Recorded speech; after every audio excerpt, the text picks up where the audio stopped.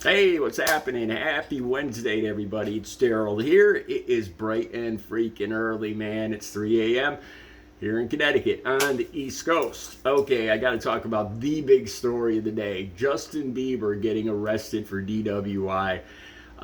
If you're new to the channel and you're just tuning in to watch this, if you're just if you're a Justin Bieber fan and you don't know me at all, I usually pick videos. I don't just do news stories on here. I usually will pick a video that there's some kind of connection to me where I can give my an experienced opinion, or I've experienced it before. Something where I can constructively donate some information to the story. That's how I pick these stories.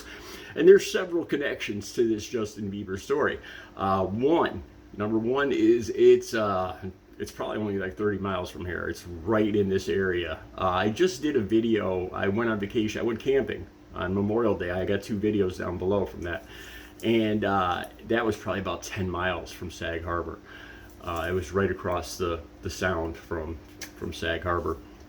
The next one, Billy Joel, the piano man, is actually involved in this story just a little bit, because he showed up near the courthouse in Sag Harbor, and he said his quote was, "Judge not, lest ye be judged." That's his part in this whole story.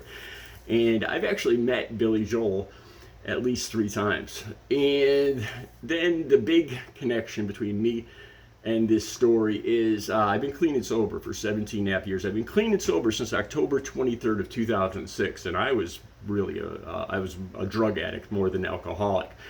But as soon as I read this story, it reminded me, I'm very hesitant to say that I was lucky, but I'm going to tell you guys 2 specific stories that are still in my mind now where I got pulled over by the police. And if not for the grace of God or a guardian angel, I probably still would be in jail today. It wouldn't surprise me. I would still be in jail today, over 17 years later, because that's how big this screw up was that I was involved in. Okay, let me start at the very beginning, the information here.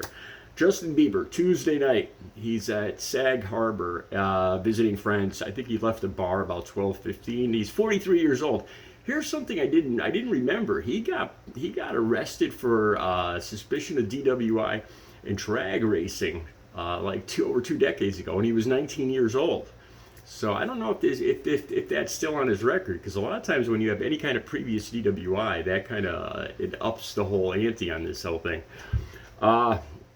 So he's driving his 2025 BMW UT, I believe it's called. I didn't even know the 25s were out yet. I mean, any 2025s, let alone the BMWs. So he's driving in Sag Harbor, and I've been out there many times. I used to go surfing out in Montauk, which is right up the street from here. And they saw him go run a stop sign and weave a little bit, supposedly in the road, and he got pulled over and he got arrested for DWI. He refused breathalyzer. He refused any kind of test, which is what the police tell you. If the police themselves if they get pulled over for this, they refuse any kind of tests. I guess that's easier on you. I've never been arrested for this, but I've come close. And he was released on his own recognizance at 9:30 a.m. yesterday morning. So this is just breaking news right now. I'll have all the links down below. There's at least 3 stories down below where I got mostly they're TMZ links. Here's something interesting about Sag Harbor. I'm an airplane geek. I'm an airport geek. I love watching planes. I love watching planes go over and wondering where they're coming or going to. And I have an app on my phone. I'll try to put the link down below for the app, because it's a great app. I look at it every day to see where planes, if I see a plane going over, I want to know where it's going, where it's coming from, when it left, how many trips it's made in the last week, it's got all this information.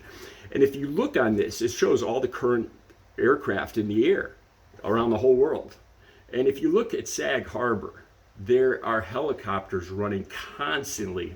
If you look during the day, there's like 5 to 10 helicopters running from Sag Harbor near the tip of Long Island back to the city, back in, they're it's like a taxi service. Bam, bam, bam, bam. There's like 5 to 10 of them running nonstop, constantly. A lot of private helicopters. So yeah, it's It's a very wealthy enclave, as they call it around here. Honestly, it looks just like any other street in New York or Connecticut, especially like not upstate New York, but right out of the city. If you go out of the city a little bit, like White Plains, it looks just like any other typical old-fashioned New York village. They're called villages in New York. Okay, now, like I said, Billy Joel actually showed up because he lives right in Sag Harbor.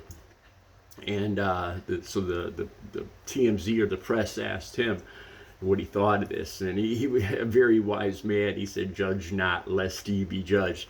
In other words, he's got nothing to say. You know, he's made his share of mistakes too. I actually met him 3 times. I met him back when he played with Elton John at Shea Stadium. I won backstage passes. And I met him twice on Long Island. I met him at a pizza restaurant and outside, I think it was outside his motorcycle store. And I've never asked the dude for an autograph because he looks just like my uncle. It would feel like I'm asking my uncle for an autograph, or a guy that I graduated with, or a guy that graduated a few years older. You know, it feels like I would be asking like a buddy for an autograph or something. It didn't feel right. So I've never got his autograph. I've never got a picture with him. I just tried to act cool, like, "Hey, what's up, man?" You know, and never got any proof of it. All right, now I used to use.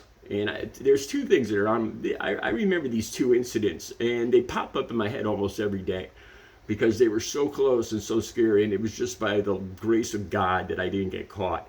One morning, like I said, I was a full-blown heroin addict and crackhead. I used that stuff every single day for 2 decades. And I've been clean and sober since October 23rd of 2006. But I remember this one. I think about this almost every day. We were driving in a local town. It was in the morning, and we'd gone to pick up our dope as usual.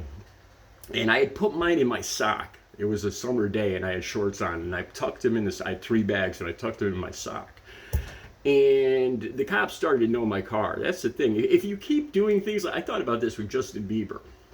Once you get on police radar, you tend to get busted more and more. You catch their attention. Once you get, they call it in the system, where you get the attention of police, you start getting busted way more and more. So at this point, it would be very wise of Justin Bieber to either get a designated driver, or not drive drunk again, because he's on police radar now. Like if he goes back to LA or anywhere else, and they recognize that that's Justin Bieber, and it's like 1 or 2 in the morning, they're going to pull him over, you know what I'm saying? And the cops started to recognize my vehicle. So I got pulled over one morning, and I had 2 beat-looking guys with me, friends from high school that were also using. And the cop told me, to ask me to get out of the car. He was going to search the car. He said because there was white on my face. And I think he made that up because I didn't have anything white on my face, but that's the excuse he used. And he got me out, and he arrested my friend. He found paraphernalia on my friend. And I had these 3 bags of heroin in my sock. And I was up against the trunk. And I had my hands on the trunk. And he went down.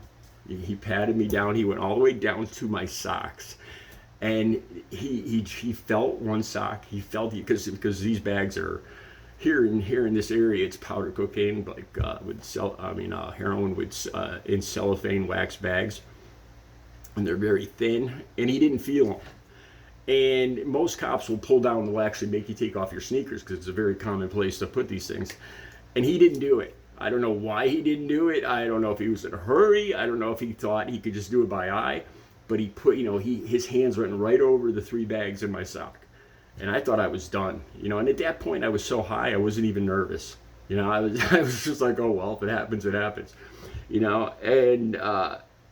going to jail is a horrific thing if you're a heroin addict, because you're going to start to withdraw in jail, which withdrawing is hell to begin with, and withdrawing in prison or jail has got to be probably the definition of hell. And he didn't find it.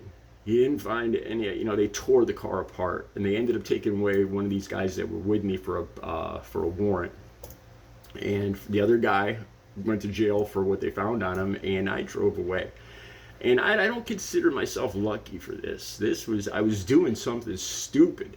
And I was doing it on a daily basis because I was an addict. I was committing felonies on a daily basis because I had to, because I would get sick if I didn't. And it was a god-awful way to live.